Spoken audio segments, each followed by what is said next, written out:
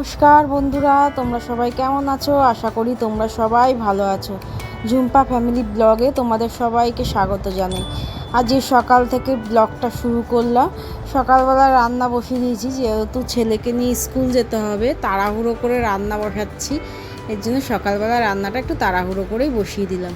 এই দেখো, সকালবেলা একটু ট্যাংরা মাছ করব দুপুরবেলা খাওয়ার জন্য। এর জন্য সকালবেলা এই ট্যাংরা মাছটা ধুয়ে নিয়ে ফ্রিজ থেকে বার করে রেখেছিলাম অনেকক্ষণ আগেই। তারপরে ধুয়ে নিয়ে নুন হলুদ মাখিয়ে নিচ্ছি। ট্যাংরা মাছগুলো দেখো কত সুন্দর। তোমাদের তো আগেই দেখেছিলাম ডিমওয়ালা ট্যাংরা মাছ এনেছি।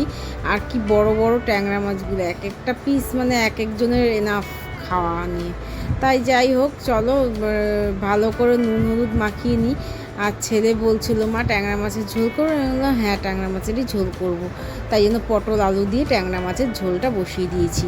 এই ট্যাংরা মাছ ভাজতে গিয়ে কী যে একটা বিপদ হয়েছে তোমাদের পরে বলছি। চলো আগে ট্যাংরা মাছটা ভেজে নিই। ঢেকে ঢেকে ভাজছি, যেহেতু ট্যাংরা মাছগুলো ঢেকে ঢেকে না ভাজলে এত তেল ছিটকাচ্ছে যে কি বলবো। আর এই দেখো, সকালে করেছিলাম একটু চাউমিন, আর কিছু করিনি। সকালবেলা টিফিনে করেছিলাম একটু চাউমিন, সেটাই তোমাদের সঙ্গে শেয়ার করা হয়নি। আর হচ্ছে ভাত হয়ে গেছে, যেহেতু ভাত ছিল না আগের দিনে, সেহেতু ভাতটাও করে নিয়েছি। এজন্য ভাবলাম ভাতটা নামানো থাক, তারপরে ট্যাংরা মাছটা ভেজে নেবো। এই জন্য ভাতটা নামিয়ে তারপর ট্যাংরা মাছটা ভেজে নিচ্ছি। দাঁড়াও, তোমাদের তো দেখিয়ে দিলাম ট্যাংরা মাছটা ভাজা হয়ে গেছে। আর একটুখানি ট্যাংরা মাছ, আর একটা ট্যাংরা মাছ দিয়েছি। একটা একটা করে ভাজতে হচ্ছে, যেহেতু কড়াইতে ট্যাংরা মাছগুলো অনেক বড়, এর জন্য একটা একটা করে ভেজে নিচ্ছি। তা চলো ট্যাংরা মাছগুলো ভেজে নিই।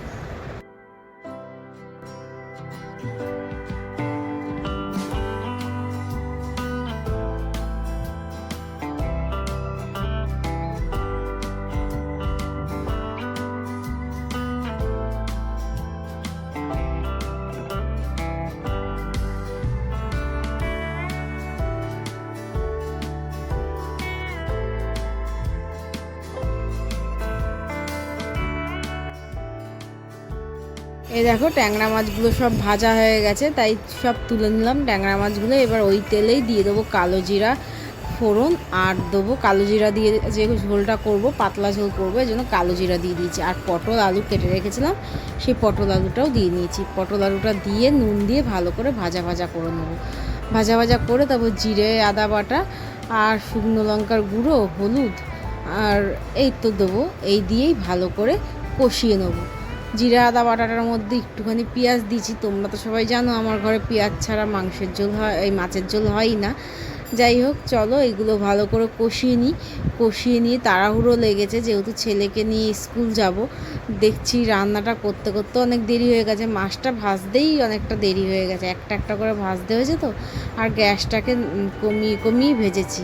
আর এদিকে তেলটা একটু কম লাগছিলো, তাই জন্য কড়াইতে একটুখানি আগের দিনের তেল ছিল, সেটাই দিয়ে নিলাম, সর্ষের তেল। আর এই যে কষিয়ে নিচ্ছি ভালো করে। তারপরে কষানো হয়ে গেছে মশলাটা, তারপরে হচ্ছে নুন তো আগেই দিয়েছিলাম, হলুদ আর শুকনো লঙ্কার গুঁড়ো দিয়ে ভালো করে আর একটু ভালো করে কষিয়ে নেবো। কষিয়ে নিয়ে তারপরে জল দেবো। চলো রান্নাটা দেখতে থাকো।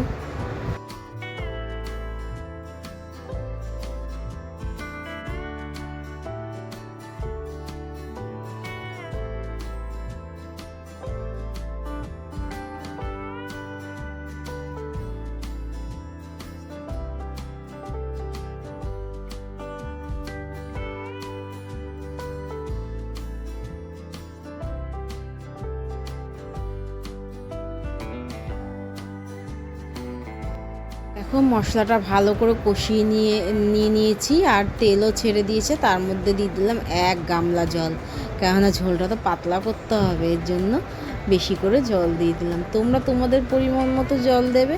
আর তোমরা একটু কমেন্টে বলে দাও কে কে এরকমভাবে পাতলা ঝোল খেতে ভালোবাসো। আমার তো খুবই ভালো লাগে। দেখো পেটের ডিম ভর্তি মাছগুলো। তো এই দেখো ঝোলগুলো ফুটে গেছে। এবার মাছগুলো দিয়ে দেবো, কারণ ডিম আছে তো পেটে, এর জন্য মাছগুলো না একটু তাড়াতাড়ি দিয়ে দেবো, তাহলে ডিমগুলো না কাঁচা কাঁচা থাকে না, ভালো করে সেদ্ধ হয়ে যায়। মাছটাও বড় বড়, এর জন্য মাছটাও সেদ্ধ হয়ে যাবে আর ডিমগুলোও ভালো করে সেদ্ধ হয়ে যাবে। এর জন্য ঝোলে তাড়াতাড়ি করেই দিয়ে দিয়েছি। এবার কমিয়ে দেবো গ্যাসটা, আস্তে আস্তে ঝোলটা হতে থাকুক, কেননা বেশিক্ষণ সময়ও নেই, ছেলেকেও খেতে দিতে হবে, এর জন্য ঝোলটা ফুটতে থাকুক। এই দেখো ঝোলটা ফুটছে। আর চলো তোমাদের একটা জিনিস দেখাবো বলেছি না, কি বিপদ ঘটেছে দেখো, দেখাচ্ছি তোমাদের। এই দেখো হাতের পুরো একবার তেল ছিটে একাকার হয়ে গেছে, মুখেও ছিটছিল। আমি সরে গেছি বলে মুখে ছিটতে পারিনি, কিন্তু হাতে ছিটে এসছে। এর জন্য বললাম যে এত বিপদ, মানে মাছ ভাজতে গিয়ে কেমন একটা বিপদ ঘটলো। এই হচ্ছে বিপদ ঘটেছে। মুখে যদি তেলটা ছিটতো বলো তো কী অবস্থা হতো, এখন আমি হসপিটালে যেতে হতো আমাকে। এরকমই অবস্থা হয়েছিল। তো চলো, ছেলেকেও খেতে দিয়ে দিয়েছি, ছেলেও খেয়ে নিক। আর আমার ঝোলটাও এখনও হয়নি, কড়াই থেকে নামিয়ে ওকে দিয়ে দেবো গরম গরম ঝোলটা। ও এখানে মোচাটা ছিল আগের দিনের, সেই মোচা দিয়ে খেয়ে নিক। এই মোচার রেসিপিটাও খুব তাড়াতাড়ি তোমাদের দেবো। একটা জিনিস হয়েছে যার জন্য ছেলেটা হাসছে। যাই হোক চলো, আর কি বলবো, ওর তো মানে বলদের কাজ আর শেষ নেই। তা চলো, ছেলেকে খেতে দিয়ে দিয়েছি, আর তারপরে স্কুলে নিয়ে যাই। এই দেখো স্কুলে যাওয়ার সময় কত সুন্দর সুন্দর জিনিসগুলো দেখো, এত সুন্দর লাগে এদের। এদের পিছন পিছন আমি ঘুরছি। ছেলে বলছে মা চলো, স্কুল যেতে দেরি হয়ে যাবে। তারপরে এরা রাস্তার মধ্যে বেরিয়ে গেছে, তো এর জন্য ভাবলাম একটুখানি ঢুকিয়ে দিয়ে যাই মাঠে। এর জন্য ওদের তাড়া দিয়ে দিয়ে রাস্তার থেকে মাঠে ঢুকিয়ে দিয়ে যাচ্ছি, কেননা রাস্তা গাড়ি ঘোড়া চলে, যদি ওদের লেগে যায়, এই কারণেই ওদের তাড়া দিয়ে দিয়ে দেখো মাঠে ঢুকিয়ে দিচ্ছি। দিয়েই তারপরে স্কুলে যাব। স্কুল থেকে এসে অনেক কাজ আছে, চলো। এই দেখো স্কুল থেকে চলে এসেছি। আজকে না আর ঘর মুছতে পারিনি, যেহেতু দেরি হয়ে গেছিলো টিফিনটা করতে, আর রান্না করতেও অনেক দেরি হয়ে যাবে, ঘুম থেকে উঠতেও অনেক দেরি হয়ে গেছিলো। এই জন্য আজকে আর ঘর মুছিনি, ঘরটা এখন মুছবো। এর জন্য সব গুছিয়ে গাছিয়ে রান্নাবান্না করে এখনই ঘর ফর ঝাড় দিয়ে ভালো করে তারপরে ঘর মুছবো। রান্নাটাও তো হয়ে রেখে গেছিলাম, এর জন্য ঘরটা আগে ঝাড় দিইনি, তারপরে গ্যাসটাও মুছে নেবো, তারপরে ঘরটাও একবারে মুছে নেবো।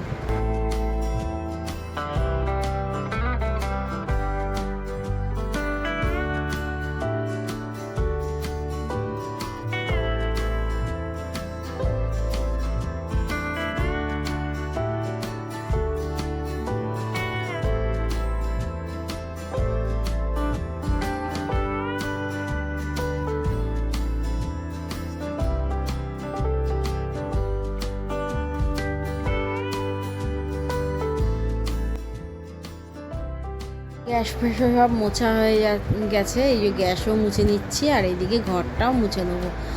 এই ঘর মোছা নিয়ে না আমার খুব কুতকুতানি আছে, এর জন্য আমি সকালবেলায় মুছে নিই ঘরটা ভালো করে না মোছা হলে আমার মনে হয় সারাদিনটাই বাজে যায়। এর জন্য ভাবছিলাম আজকে দিনটা কেমন যাবে, দেখো না একটা অঘটন ঘটে গেল। এর জন্যই না আমি সকালবেলাই ঘরটা মুছে নিই। তাই আর কি করা যাবে, সকালবেলা তো সময় পাইনি, এর জন্য এখনই মুছে নিচ্ছি।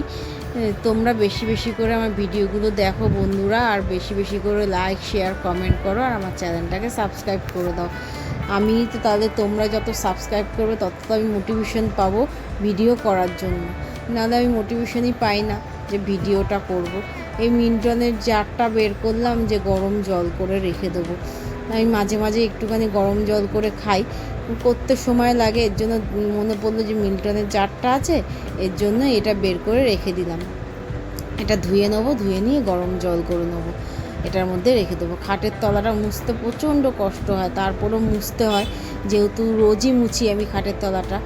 এই ঘর ফর মুছে তারপরে যাব স্নান করতে, ঘেমে টেমে তো স্নান হয়ে যাচ্ছে। আর ওয়েদারটা এত বাজে, একদম শুকনো শুকনো করে ঘর মুছতে হয়, নাহলে না ঘরের মানে শুকায় না কিছুতে। এর জন্য একদম শুকনো শুকনো করে ঘর মোছার জন্য বারবার খালি নেতাটাকে চিপড়াতে হয় আর মুছতে হয়। যাই হোক চলো, ঘরটাকে মুছে নিই তারপর স্নান করতে যাব। মাথায় আজকে শ্যাম্পু করবো, কেননা প্রচণ্ড আঠা হয়েছে, আর বর্ষাকালের ওয়েদার তো প্রচণ্ড চুলও উঠছে।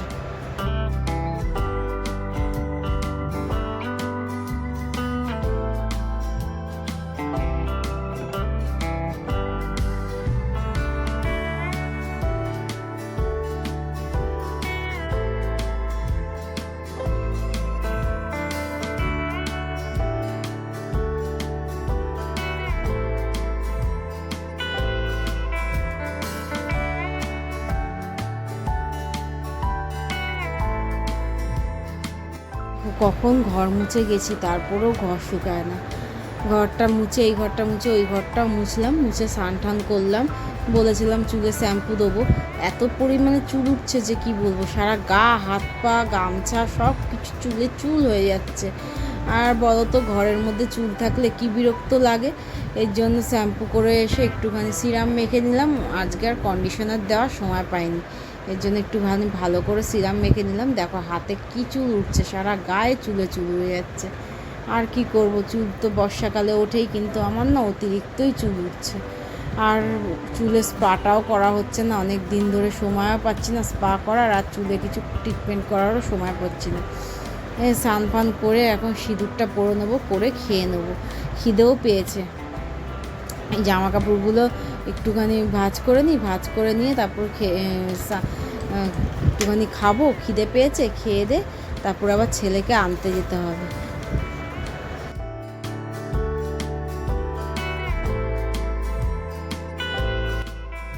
এই দেখো বেরিয়ে পড়েছি, ছেলেকে নিয়ে তারপরে এই যে ছেলেকে দেবো পড়তে দিয়ে তারপরে যাব বাড়ি। তা চলো আজকের ব্লগটা এখানেই শেষ করলাম, আবার দেখা হবে পরের একটা ব্লগে। আমার ব্লগ যদি ভালো লাগে তাহলে আমার চ্যানেলটাকে সাবস্ক্রাইব করে দিও, আর বেশি বেশি করে লাইক শেয়ার কমেন্ট করে দেবে। তোমাদের লাইক শেয়ার কমেন্টের আমার খুব দরকার। তাহলে চলো আজকের মতো এই পর্যন্তই, আবার দেখা হবে পরে একটা ব্লগে। আজকের মতো টাটা, বাই বাই।